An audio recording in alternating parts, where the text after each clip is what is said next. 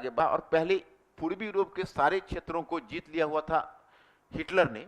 तो उन क्षेत्रों को आजाद करवाते हुए स्टालिन ने, और उन क्षेत्रों को आजाद करवाकर ऐसा नहीं कि आजादी दे दी, बल्कि उन क्षेत्रों को अपने प्रभाव क्षेत्र में लेते हुए स्टालिन आगे बढ़ने लगा। और बढ़कर स्टालिन की सेना इधर घुस गई पूर्वी यूरोप में, पूरब से जर्मनी में घुस गई। पूर्वी यूरोप के देशों को अपने नियंत्रण में लेते हुए यह सेना इधर से पूर्वी जर्मनी घुस गई और जर्मनी प्रैक्टिकली बट गया। जर्मनी की राजधानी जो बर्लिन थी, वो बर्लिन भी प्रैक्टिकली 4 भाग में बट गई थी, जिसमें 3 भाग में ब्रिटेन, फ्रांस और संयुक्त राज्य अमेरिका था और एक में सोवियत रशिया था। लेकिन बाद में ब्रिटेन, फ्रांस और अमेरिका ने अपने क्षेत्रों को मिला लिया और सोवियत रशिया का क्षेत्र अलग रहा, तो प्रैक्टिकली जर्मनी 2 बांट में बट गया। तो अब सवाल यह है कि जो अमेरिकी राष्ट्रपति रूजवेल्ट है, तो रूजवेल्ट का थोड़ा सा अप्रोच सॉफ्ट लाइनर था। सॉफ्ट लाइनर इस रूप में था कि रूजवेल्ट एक्चुअली यह मानकर चलता था कि नहीं, जर्मनी, मतलब वो मानकर चलता था कि भाई क्योंकि वॉर तो सेकेंड वर्ल्ड वॉर लगभग समाप्त हो चुका था सबका,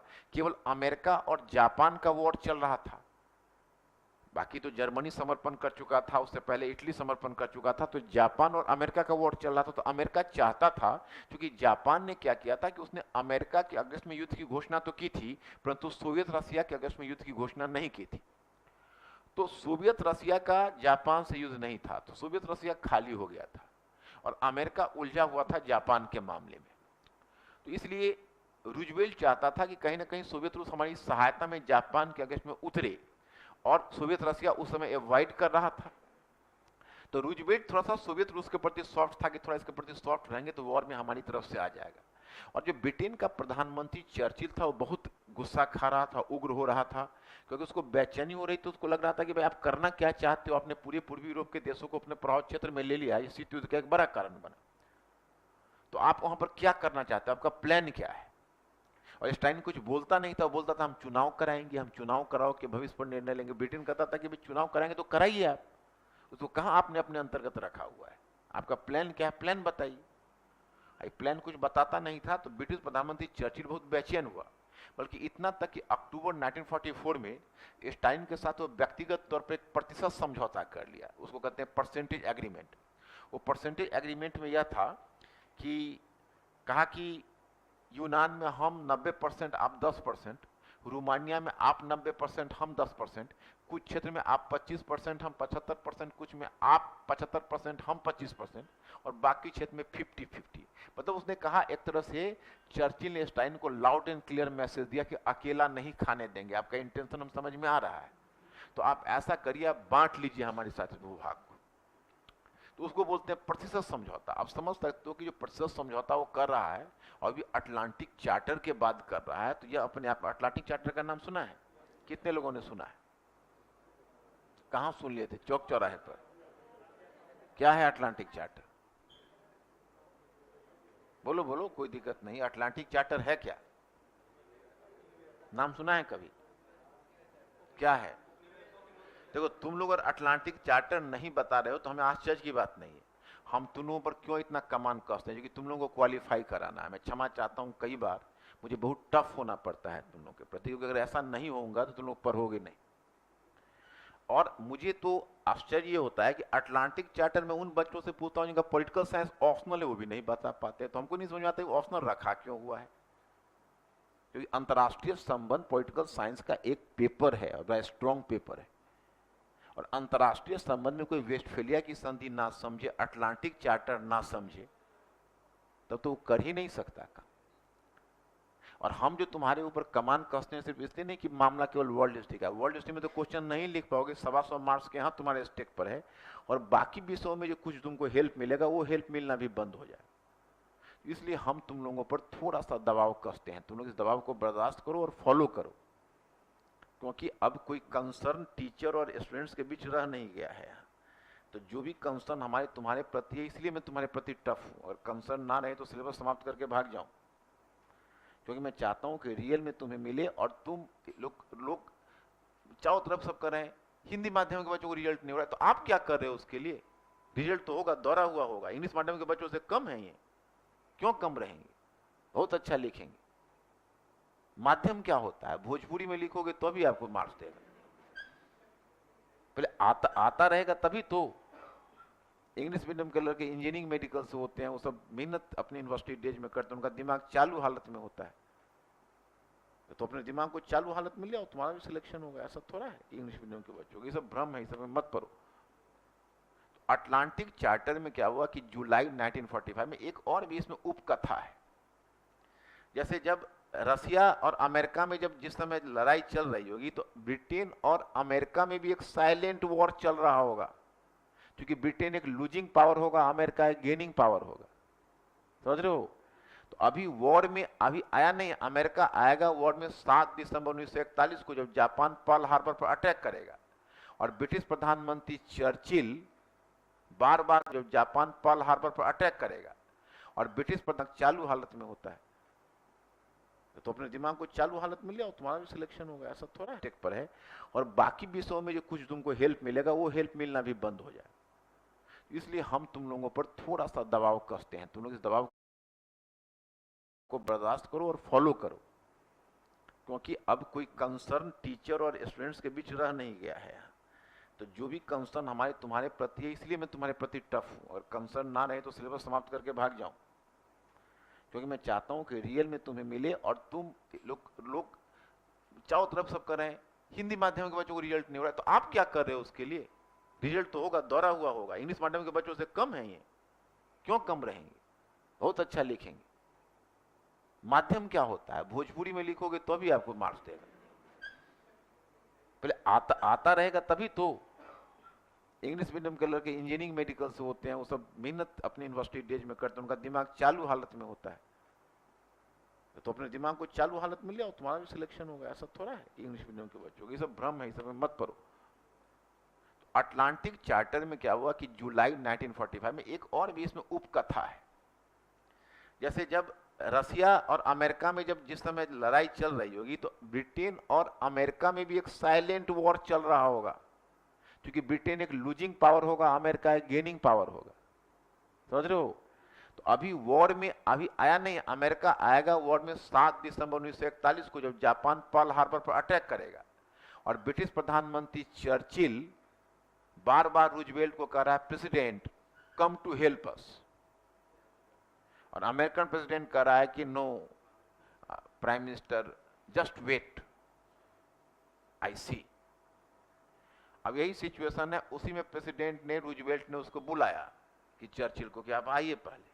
और अटलांटिक महासागर में एक जहाज पर मिला, ये घटना जुलाई की है। वॉर में आया है अमेरिका दिसंबर में, एडवांस में उससे एक पेपर पर साइन करवा लिया, उसको कहते हैं अटलांटिक चार्टर। वो पेपर पर साइन 2 बातें की गई, आप स्वीकार करिए कि दुनिया के विभिन्न क्षेत्रों में निवास करने वाले लोगों को आत्मनिर्णय प्राप्त करने का अधिकार है। मतलब क्या है कि उपनिवेश अब नहीं रहेंगे। मतलब ये आपने देखा, इससे पहले आपने एक चीज देखी थी, विल्सन का 14 सूत्री कार्यक्रम सुना था ना? तो विल्सन का 14 सूत्री कार्यक्रम उपनिवेश पर लागू होता था कि नहीं?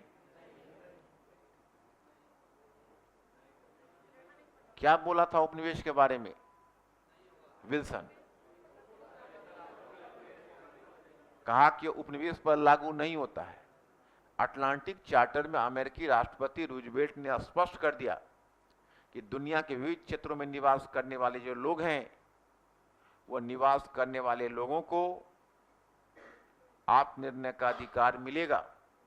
और चर्चिल ने उस पर साइन किया। इसका मतलब है कि दुनिया में उपनिवेशवाद के खात्मा का वो चार्टर बन गया। कि मतलब कि दुनिया की और अमेरिकी प्रेसिडेंट की तो पहले से ही एक खासियत रही है कि कोई भी महत्वपूर्ण वॉर में आने से पहले वॉर ऑब्जेक्टिव को स्पष्ट करता है कि हम एक महान कार्य करने के लिए इस वॉर में आ रहे हैं, दुनिया के लोगों को आत्मनिर्णय का अधिकार दे रहे हैं। दूसरा, उसने यह कहा कि अधिकतर युद्ध का कारण होता है आर्थिक संघर्ष और आर्थिक हितों में टकराहट, इसलिए कच्चे माल और बाजार तक सभी देशों की पहुंच होगी। समझ रहे हो कि नहीं? माने कच्चे माल और बाजार तक की पहुंच विभिन्न देशों को नहीं रोका जाएगा।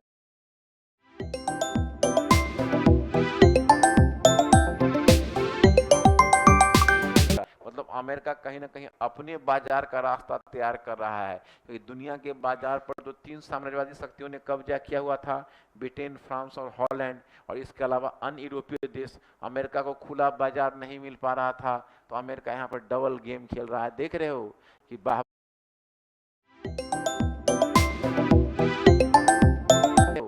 वाहवाही भी लूटेगा दुनिया में और अपना बाजार भी पाने की कोशिश कर रहा है, और दुनिया की सबसे बड़ी अर्थव्यवस्था के रूप में उभर रहा है, तो उसको बाजार तो चाहिए हो। बात सबको समझ में आ रही है? कुछ कुछ सोच रहे हो रोटी कपड़ा और मकान के अलावा भी? नहीं सोच रहे हो? तो इस तरह से देखो दुनिया में एक बदलाव आने वाला। अब ये क्या हुआ है कि पश्चिमी तो प्रतिशत समझौता किया, प्रतिशत समझौता जब भाई बांट लीजिए, और तब रूजवेल्ट के सामने ये पेपर रखा, रूजवेल्ट ने सीधे पेपर को हटाया, क्योंकि अमेरिकन प्रेसिडेंट इस तरह का काम कम से कम पेपर वाइज तो नहीं करते थे कि भाई बंदरबांट हो रहा है, एक तरफ कहाँ अटलांटिक चार्टर, कहाँ यहाँ बंदरबांट हो रहा है। समझ रहे हो ना मेरी बात को? कहाँ गया अटलांटिक चार्टर? समझ में आ रहा है कि नहीं? तो शीत युद्ध जो है वो अटलांटिक चार्टर को भी भ्रष्ट कर दिया द्वितीय विश्व युद्ध से। जैसे आपने समुद्र मंथन के बारे में सुना है ना, सागर मंथन हुआ था देवताओं और दानवों के बीच। आप कहोगे भाई अब एग्जाम में मत लिख देना इस बात, ये भी डर लगता है जिस तरह देवताओं और दानवों के बीच समुद्र मंथन से कोई बच्चा लिख देगा तो बहुत गड़बड़ हो जाएगा उसमें। तो देवताओं और दानवों के बीच जो समुद्र मंथन हुआ था उससे निकला था एक अमृत का कलश, याद है? और एक निकला था विष का कलश। तो अमृत का कलश द्वितीय विश्व युद्ध के समुद्र मंथन से अमृत का कलश निकला अटलांटिक चार्टर, और विष का कलश निकला शीत युद्ध। अब शीत युद्ध अटलांटिक चार्टर के एजेंडा को भी भ्रष्ट कर देगा, क्योंकि अमेरिका तो बोलेगा राइट टू सेल्फ जजमेंट। तो जब देश स्वतंत्र होने लगेगा तब चिंता यह होगी कि भाई समाजवादी दल के अंतर्गत स्वतंत्र हो रहा है, पूंजीवादी दल के अंतर्गत। मेरी बात समझ रहे हो कि नहीं? अगर कोई समाजवादी दल अगर लिबरेशन में आगे बढ़ रहा है तो अमेरिका उसकी स्वतंत्रता को डिस्टर्ब करेगा, जैसा वियतनाम में किया, जैसा चाइना में करने का प्रयास किया। तो कहां गया अटलांटिक चार्टर का एजेंडा? तो तुमको अगर क्वेश्चन पूछा जाए कि शीत युद्ध ने अटलांटिक चार्टर के एजेंडे को भ्रष्ट कर दिया, तो समझ जाओ कुछ खास जवाब नहीं दे रहे। तुम लोगों के दिमाग में दोनों का लिंक जुड़ा। अटलांटिक चार्टर कहता है राइट टू सेल्फ जजमेंट, और शीत युद्ध कहता है कि हमारी स्थिति मजबूत हो। तो देश को स्वतंत्रता तभी मिले जब वो पूंजीवादी पार्टी के अंतर्गत हो, समाजवादी पार्टी के अंतर्गत तो डिस्टर्ब करो। तो अटलांटिक चार्टर का जो एजेंडा है उसका पालन कहां होगा? फिर तो शीत युद्ध जो विष है वही हावी हो जाएगा, और अमृत का जो घड़ा है उस दब जाएगा वो। तो यही सब चक्कर है, इसी सब को देखना है, थोड़ा क्रिटिकली शार्प रहना है, एग्जाम में जैसा पूछे वैसा लिखना है, कुछ अपनी तरफ से लिखना है, कुछ विद्वता बताओगे तभी ना आईएएस के रूप में सिलेक्ट करेगा। और बैठ के जैन और माथुर टाइप वहां पर जाके, तो उसमें कम कंटेंट रखो, कम फैक्ट्स रखो, कॉन्सेप्ट क्लियर रखो, थोड़ा इधर उधर करना सीखो, इससे उसको कर दिया, इसको इसको कर दिया, कुछ एक अभिव्यक्ति पक्ष तुम्हारी मजबूत होनी चाहिए। ये सब पक्ष रहेगी सिलेक्शन हो जाए, ये सब पक्ष कमजोर रहेगा फिर दिक्कत होगी। तो ये तो समझ गए इसका क्या है। तो अब याल्टा में एक सम्मेलन हुआ अब फरवरी 1945 में। उस याल्टा सम्मेलन में चर्चिल ने बहुत दहाड़ा, कहा कि आप चुनाव करवाइए, बोला हम करवाएंगे, नहीं हुआ। फिर पोtsdam में सम्मेलन हुआ, उस समय तक रूजवेल्ट मर चुका था, तब आ गया ट्रूमैन, अमेरिका का प्रेसिडेंट, बड़ा हार्डलाइनर था ट्रूमैन। ट्रूमैन ने एक तरह से उस पर दरेरा दिया कि नहीं माना, चुनाव नहीं करवाया, और अंत में समाजवादी सरकारें स्थापित कर दी उन देशों में, है ना। तो हाँ उसमें एक लाइन लिख देना इसी पॉइंट में, आगे सोवियत रूस की पढ़े तो